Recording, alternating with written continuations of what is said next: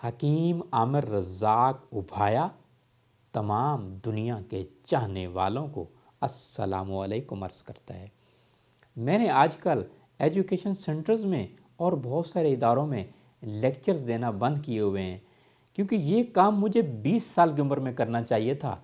تبلیغی جماعت والے لوگوں کو بھی 20 سال کی عمر میں لڑکا چاہیے، اور شادی کے لیے بھی 20 سال کا دولہا چاہیے، اور یقیناً سرکاری اداروں میں بھی نوجوانی چاہیے ہوتا ہے، ڈیفنس ڈپارٹمنٹس ہیں، پولیس ہیں، تو یقیناً اس میں مجھے بھی 20 سال کی عمر میں کام شروع کرنا چاہیے تھا۔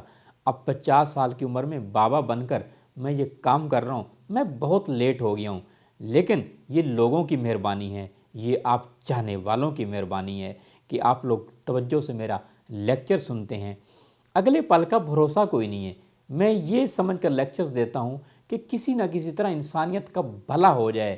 میں یہ پروفیشن اپنا پیشن کے طور پر کر رہا ہوں، اور اللہ تعالیٰ میرا خاتمہ ایمان پر کرے، اور میرے مرنے کے بعد بھی آپ میرے لیکچر سنتے رہیں اور گھر بیٹھے علاج کرتے رہیں۔